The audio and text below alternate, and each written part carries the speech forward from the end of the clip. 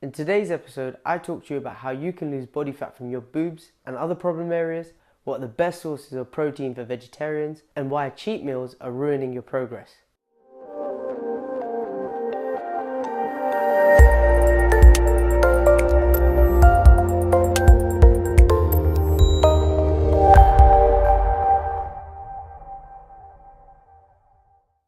Hi, and welcome to episode 1 of Ask Vin. What this is a Q&A series I'm starting, and you get to ask me questions on anything you'd like to help you get to your goals faster. So for this episode, I've got 3 questions lined up already. So let's get right to them. So question number 1, how do I lose weight off my boobs? Now, I won't mention who's asked me it because it was actually a guy, but the answer will still apply to the ladies. Now, I'm assuming you want to know what exercises to do to burn fat from that area. Truth is, you can't do specific exercises to burn fat from specific areas of your body. It's the same rule applies to your stomach or your bum. You can't do sit-ups and you can't do chest press to get rid of your chest fat. The only thing you can do is lose fat from your body as a whole. To explain what I mean, let me draw you a picture. Let's do it. So I have to shout out Adam Ali from Physiconomics for this one because I've stole it from him. Think of your body as a swimming pool. That's a swimming pool, by the way. You have a shallow end and a deep end. And there's the water. Think of the deep end as areas that hold more fat and the shallow end as areas of your body that don't. Now, if you were to drain this pool and you let the water come down, the shallow end would get less water in it and the deep end would still have quite a bit. So the same works for your body. For you to lose weight on the areas you don't like, you have to keep letting the water come down. So basically, keep burning fat and eventually the bigger areas will become smaller. So do you see what I mean? If you want to lose weight off those boobs, you just have to give it time and let the body fat come down from everywhere. If, however, you're not losing weight from anywhere on your body, then you're probably doing something wrong.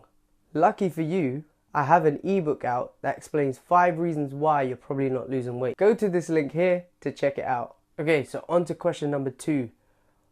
This one comes from Anand. What are the best sources of protein for vegetarians? Okay, to answer this, I'm going to take you to the kitchen. Let's go.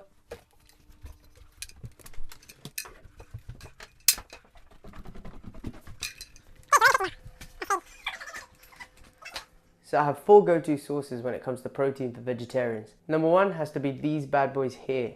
So eggs. I know some vegetarians don't eat eggs, but if you do, these are a great source. Number 2 has got to be low-fat dairy products. So I'm talking about yogurt, cheese, milk, those sort of things. Like take this for example. So this is total Greek yogurt. 1 pot of this has 50 grams of protein. Now for cheese, I'd normally say go for things like cottage cheese, quark, mozzarella or halloumi. But here I've got low-fat cheddar. Even that will help. With dairy products, you just have to be careful of the fat content. So that's why I'm saying go for the low-fat versions to save on the calories. So number 3 is going to be things like lentils, beans and pulses. For example, things like this. So I've got some lentils here, and in this pack, it's got 15 grams of protein. With this sort of thing though, you have to remember most of these sources are going to be quite high in carbs. So just factor that into your calories and you'll be fine. Now the last source is probably the best source, and it's whey protein. Whey protein is a complete source of protein and it's great for vegetarians to bump up the protein intake. You can also get other protein bars and snacks to help boost the protein intake for your day. And if you're vegan, they even do products suitable for you. So those are my top 4 protein sources for vegetarians. Just combine all 4 of them through the day and you should be able to hit your protein goals. And on to the last question. Question number 3. Is it okay to have cheat days? Now to keep it short and sweet, no. Now it's not because I think you should only eat clean foods or you shouldn't eat anything that's unhealthy.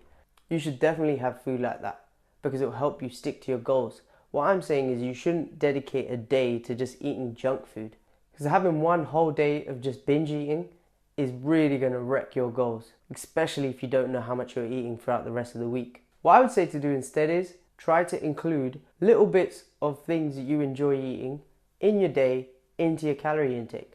So here's a really simple way to look at it. If you're eating 2,000 calories a day, make 80% of that whole nutritious food that supports your goals. So that's 1,600 calories from that type of food.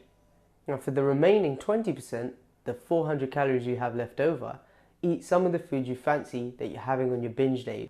That way you manage to stick to the amount of calories you need to burn fat without pulling your hair out because you're completely eating clean.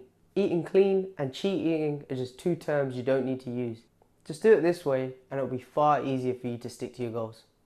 And that's today's episode done. If you'd like me to answer any of your questions in the next episode, either email me here or post your question in the comments below and I'll get them answered for you.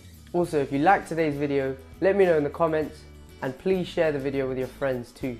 Thanks, and I'll speak to you soon.